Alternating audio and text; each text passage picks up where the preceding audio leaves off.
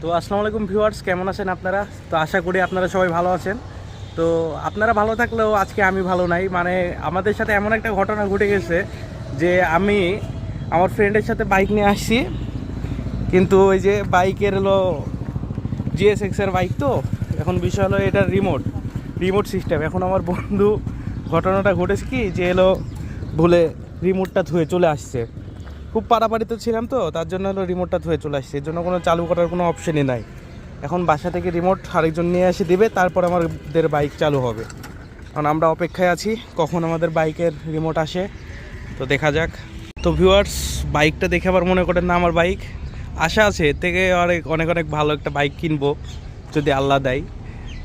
তো আমার বন্ধু, মানে যার বাইক সে আমার বন্ধু হয়। তো সে গেছে তার হলো চাবিটা নিতে। মানে সে সামনে ওখানে পুলিশ আছে, তো পুলিশের ওখানে ওই আমার বন্ধুর একটা ভাই আছে, তো ওই আসতে পারবে না, তার জন্য পুলিশের সামনে গেছে যে হলো ওখান থেকে চাবিটা নিয়ে আসে এখানে চালু করবে আর কি, মানে রিমোটটা নিয়ে আসবে।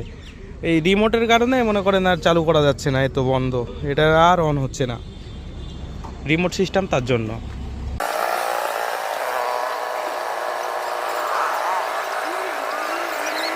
হ্যাঁ, ভয় আসছে না?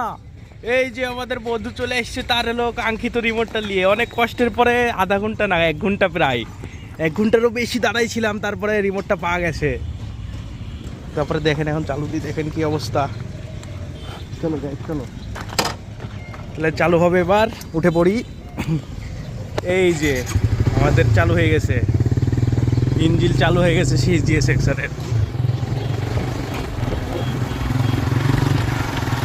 ও এখন পরে আবার রওনা দিনু।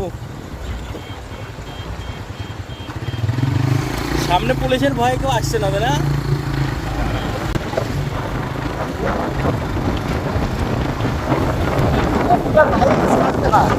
একটা বাইকও থামতো না।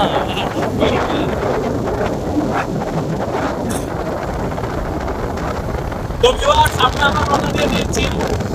আপনাদের পরবর্তীতে ভিডিওটা দেখতে চাইলে পরের ভিডিওটা ফলো করুন। তো আমাদের চ্যানেলটা সাবস্ক্রাইব করুন এবং পরের ভিডিওতে লক্ষ্য রাখুন।